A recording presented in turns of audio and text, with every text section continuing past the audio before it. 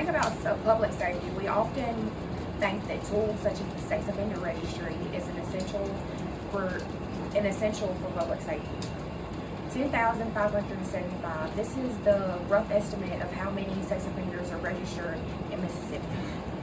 Kirsten Zigaba and Megan Mitchell, authors of The Effectiveness of the Sex Offender Registry and Notification, an analysis of 25 years, tells us that the most recent number of sex offenders registered in the United States is over 935,000. The sex offender registry first began in California in 1947. However, the federal registration system did not begin until 1994. I dug deep into its past to be able to tell you about its origins, its effectiveness, and how it affects us as a society. My purpose here today is to convince you that the National Sex Offender Registry has gone too far and is problematic in its current form. Today, I plan to discuss 3 major flaws of the Sex Offender Registry. First, I will speak on how it evolved from a tool to track the most dangerous criminals to now include those convicted of only minor offenses. Second, I will examine its effectiveness and question whether it truly does prevent crime or just causes unnecessary consequences, as well as explore the unintended harm it causes. Last, I will speak on the lifelong punishment for minor offenses and the barriers that causes offenders to be more dangerous to the public. Now that we understand the serious concerns surrounding the sex offender registry, let's look at how it came to be and how its purpose has shifted. The legislative history of the federal sex offender registration and notification informs us that the sex offender registry was accepted by California in 1947. But that it wasn't until the Jacob Waring Act of 1994 that the federal legislation was mandated. Also, the article named Sex Offender Registries in the U.S. tells us that President Bill Clinton enacted a version of Megan's Law that required all the U.S. states to implement the registration by 1997. After Megan's Law, it wasn't until the Adam Welsh Act of 2006 that the most comprehensive legislation came into play. It related to supervision and management. This legislation was meant to track the dangerous criminals, but now it includes minor offenses. This shift in purpose raises concerns about the registry and its purpose. While the sex offender registry was designed to promote public safety, studies suggest that it does not reduce the likelihood of how often offenders commit crimes when released from jail. The National Institute of Justice released an article about a study they performed about the effects of the sex offender registry. Their end results came to the conclusion that registered sex offenders are no less dangerous than those not registered.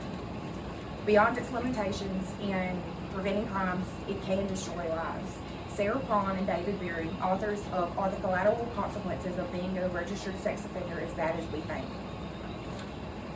This tells us that the registry has unintended side effects such as harassment, difficulty gaining a job, and difficulty obtaining housing.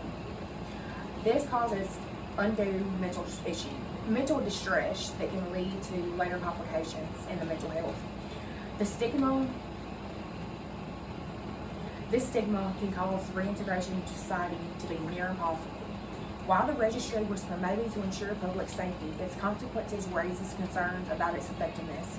This brings us to another issue, how the registry affects the rights and lives of both offenders and society. The registry forces offenders into isolation, which might seem reasonable. However, the registry now includes those convicted of minor offenses such as public urination. How can a crime such as public urination lead to lifelong consequences that can make their lives more difficult and make it so where they're pariahs in their society? This results in isolation, which we spoke of. But for minor offenses such as this, is this unjust punishment really necessary? Beyond its limitations, this registry destroys lives. Due to the stigma, registered sex offenders often have trouble gaining and keeping personal relationships, which can degrade their mental health, which can cause them to reoffend. While While reforming the registry would address the flaws in its equally important to consider the current structure that not only affects the offenders but us as a society.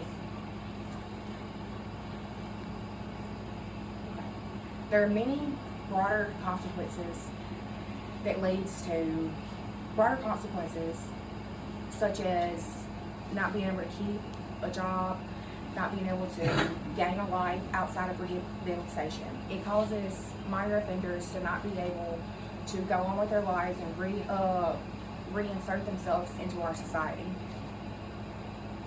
Today, I set out to share how the National Sex Offender Registry has gone too far.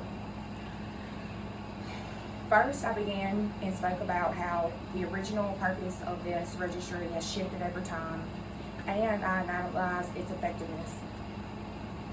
And lastly, I talked about the unintended harm it causes to both offenders and society. I urge you to reconsider the offense of the Sex Offender Registry. Instead of accepting it as a necessary tool, ask whether it is creating more harm or is it achieving its goal. By advocating for reform, we can build a justice system that both protects us as well as ensures fairness for all. That's it.